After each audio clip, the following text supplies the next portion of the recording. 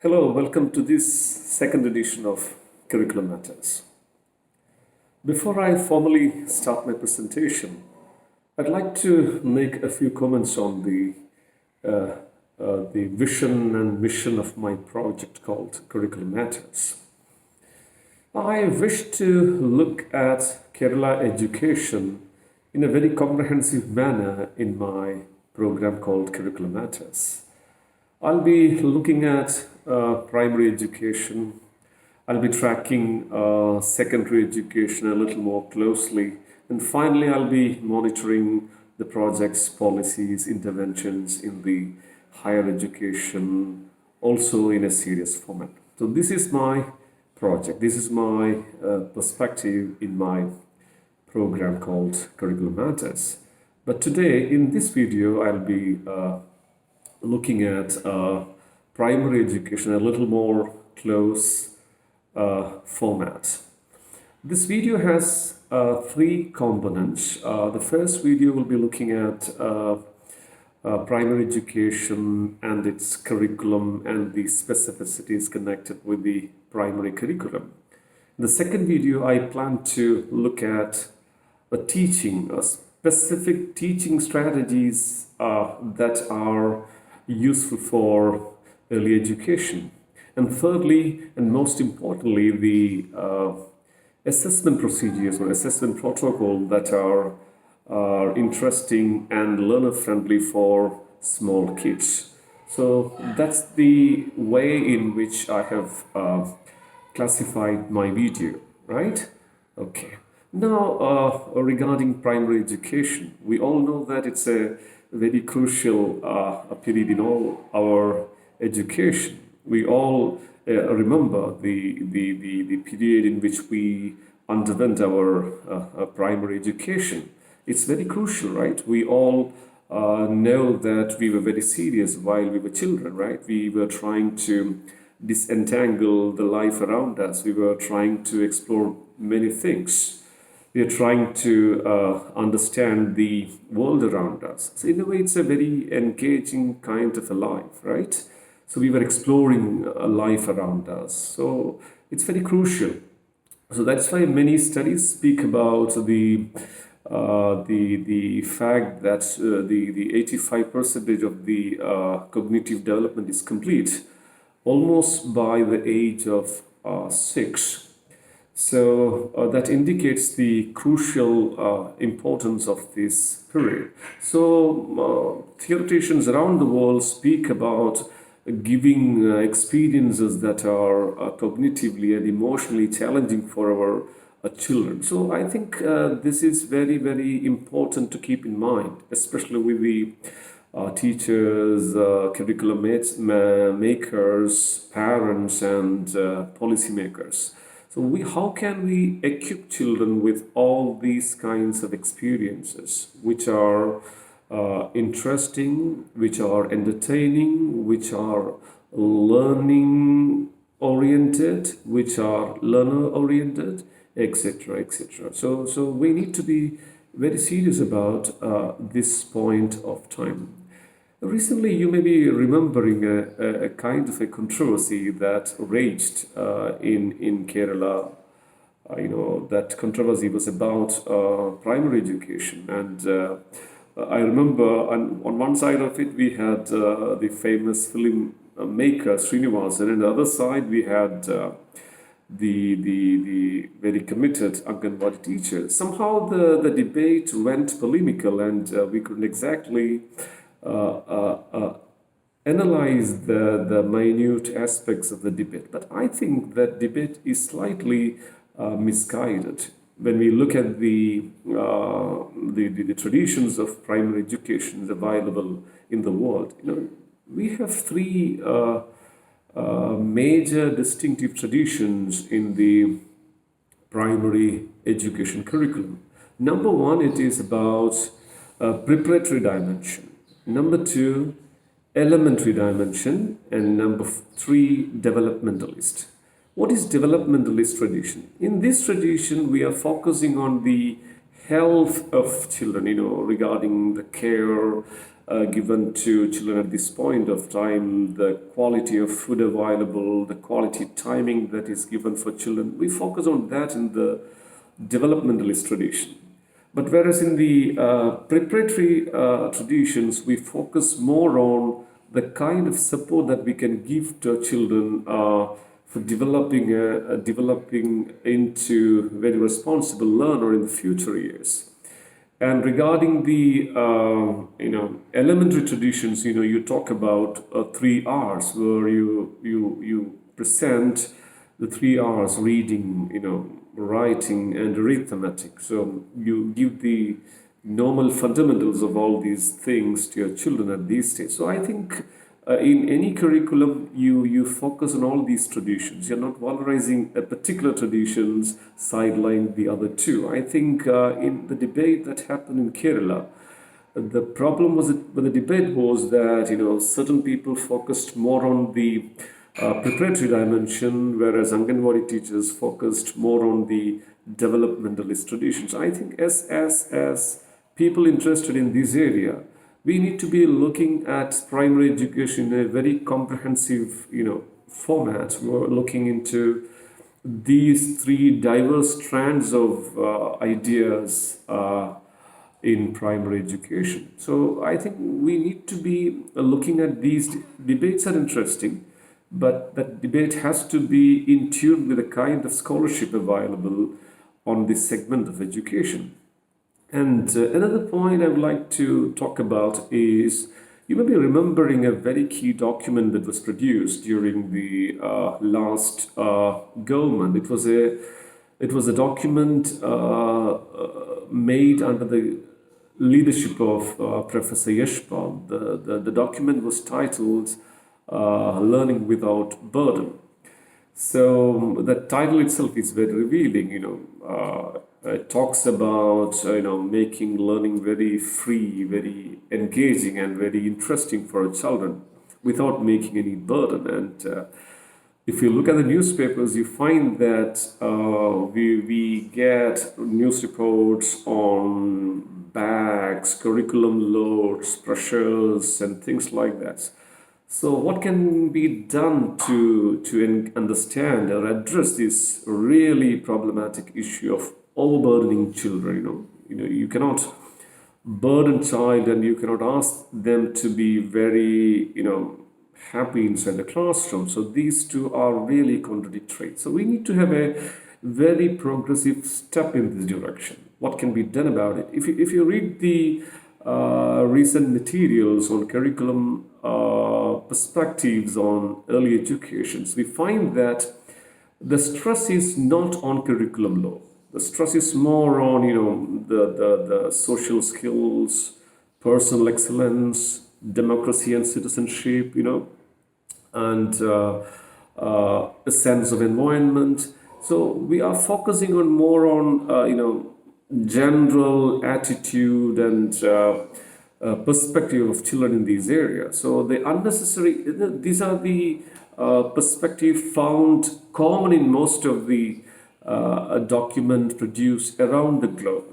This idea of personal excellence, the idea of social, personal, emotional, and intellectual development, idea of citizenship, idea of creativity. Creativity is very important. The document was really stressing the idea of creativity. So the stress on curriculum load has to be minimized. That's not the important thing. How to develop children into a responsible citizen, how to make them environmentally sensitive, how to develop their sense of understanding the world, sense of sensing the world around them, sense of exploring the world around them. So that's the general trend around the world, where children are no longer burdened with unnecessary curriculum load. So we need to think of that also. But curriculum load is not the solution for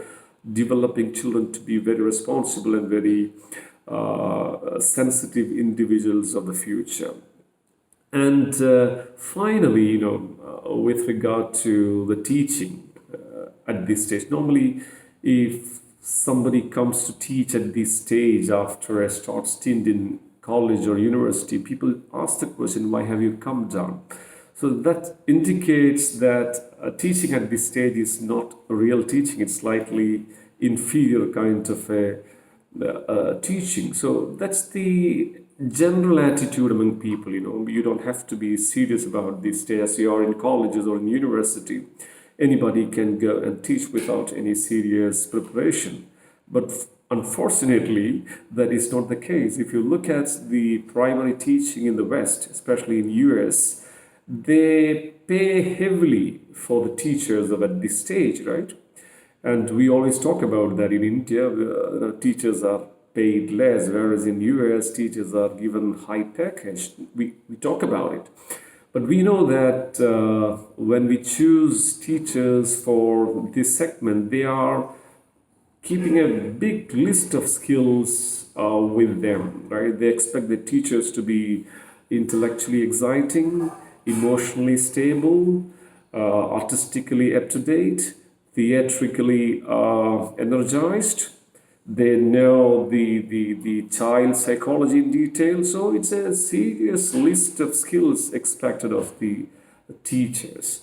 So it's not child's play. They see it as a real foundation of the future education of children. So it's not nice on our side to look at this stage in a careless manner. We should look at it in a serious matter.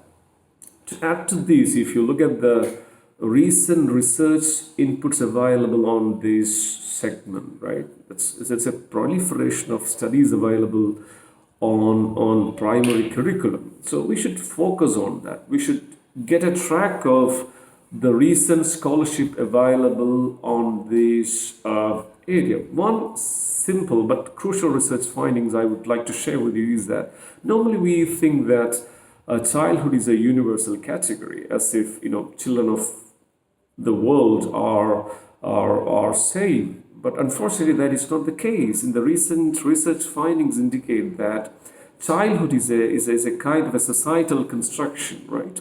We have different societal construction on childhood in different parts of the world. In some part of the world, children are very strong in making maps. In some other parts, at the age of 6, by 6, if a child is unable to find some relevant herbs and mix it with some other medicine and use it for curing his friend, if a child is unable to do that, the child is seen to be less equipped in that society. We know that in certain European society, if a child is unable to read by 6, that is not a good sign. But certain other countries do not look at reading in that way. So this is a big challenge as teachers we have to look at. Another research finding is that the developmental scholarship on children. We always talk about the developmental styles of children in desperate categories. Cognitive development, social development, physical development, and other developments. But recent researchers indicate that kind of separatist perspective on development is absolutely not academic. That's the finding. So we need to have the understanding of the complex interrelation between these areas of development. So how can we look at these things, as teachers, as policymakers, as parents? How do we understand the complex and the relation between the social development, cognitive development, emotional development, intellectual development, and physical development? What are the insights available on these things with the teachers? So, and if you look at the reading strategies of students, we normally talk about the LSRW, listening first and speaking, reading, and writing, but they say the sequence is not linear. Some people may be good at listening first, some people may be good at writing first. So these linear sequencing of the skills are really problematic as per the new research findings. So these are the serious research findings available in this area. So as teachers, as curriculum framers, we need to be considering the significant scholarship available at this stage to be a little more sensitive about what we do within the classroom. And before I stop, I would like to look at the practical implications of these ideas with the major stakeholders at this stage. Number one, the teachers. You know that teachers are the most crucial component of any curriculum.